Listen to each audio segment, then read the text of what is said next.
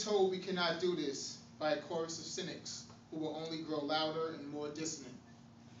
We've been asked to pause for a reality check. We've been warned about offering the people of this nation false hope. But in the unlikely story that is America, there has never been anything false about hope.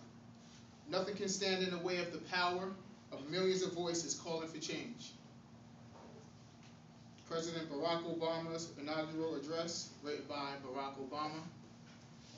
The theme of this performance is, be careful of the load you fight to inherit, for your goals to achieve change may only be a fantasy to your followers, who may easily abandon their promise and support in the heat of adversity.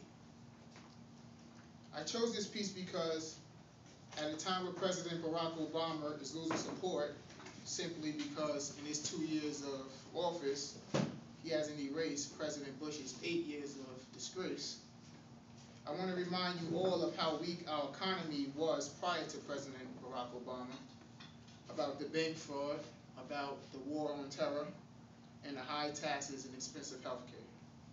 This crisis wasn't inherited by Barack Obama. It wasn't created by Barack Obama. It was inherited.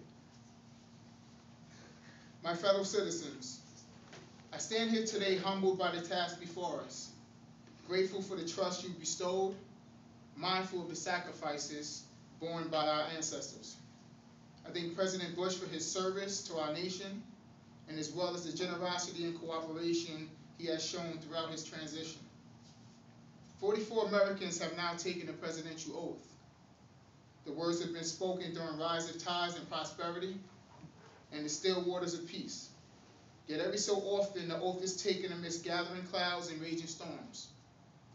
America has carried on not simply because of the skill or vision of those in high office, but because we, the people, have remained faithful to the ideals of our forebears and true to our founding documents. So it has been, so it must be with this generation of Americans. That we are in the midst of a crisis is now well understood. Our nation is at war against a far-reaching network of violence and hatred. Our economy is badly weakened, a consequence of greed and irresponsibility on the part of some, but also our collective failure to make hard choices and prepare the nation for a new age. Homes have been lost, jobs shed, businesses shuttered. Our health care is too costly, our schools fail too many. And each day brings further evidence that the way we use energy strengthens our adversaries and threatens our planet. Today I say to you that the challenges we face are real. They are serious and they are many. They will not be met easily or in a short span of time. But know this, America, they will be met. In reaffirming the greatness of our nation, we understand that greatness is never a given. It must be earned. Our journey has never been one of shortcuts or settling for less. It has not been the path of the faint-hearted, for those that prefer leisure over work or seek only the pleasures of riches and fame. Rather, it has been the risk-takers, the doers, the makers of things, some celebrated, but more often men and women obscure in their labor, who have carried us up the long, rugged path towards prosperity and freedom. For us, they toiled in sweatshops and settled the West, endured the lash of whip, and plowed the hard earth. For us, they fought and died in places like Concord and Gettysburg, Normandy and Key Salmon. Time and again, these men and women struggled and sacrificed, worked till their hands were raw so that we might live a better life. They saw America as bigger than the sum of our individual ambitions, greater than all the differences of birth or wealth or faction. This is a journey we must continue today. We remain the most prosperous, powerful nation on earth. Our workers are no less productive than when this crisis began. Our minds are no less inventive. Our goods and services no less needed than they were last week or last month or last year.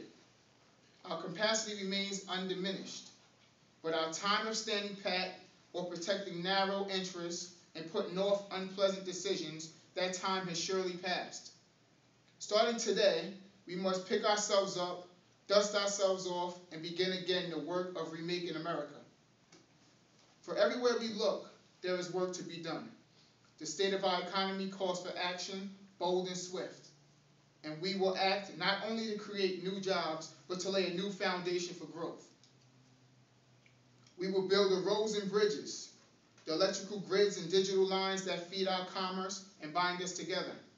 We will harness the sun and the wind and the soil to fuel our cars and run our factories. And we will transform our schools and colleges and universities to meet the demands of a new age. All this we can do, all this we will do. As we consider the role that unfolds before us, we remember with humble gratitude those brave Americans who at this very hour patrol far-off deserts and distant mountains. They have something to tell us. Just as the fallen heroes who lie in Arlington whisper through the ages, we honor them not only because they are the guardians of our liberty, but because they embody the spirit of service, a willingness to find meaning in something greater than themselves. This is the price and the promise of citizenship. This is the source of our confidence, the knowledge that God calls on us to shape an uncertain destiny. This is the meaning of our liberty and our creed. Why men and women and children of every race and every faith can join in celebration across this magnificent mall. And why a man whose father less than 60 years ago might not have been served in a local restaurant can now stand before you and take the most sacred oath. So let us mark this day with remembrance of who we are and how far we have traveled.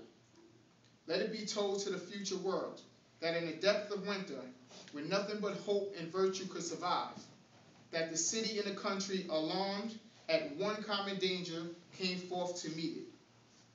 America, in the face of our common danger, let us remember these timeless words. When hope and virtue let us brave once more the icy currents and endure what storms may come, let it be said by our children's children that they were tested, that when we were tested, we refused to let this journey end, that we did not turn back, nor did we falter.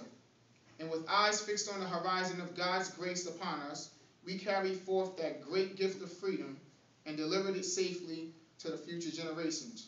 Thank you, God bless you, and God bless the United States of America.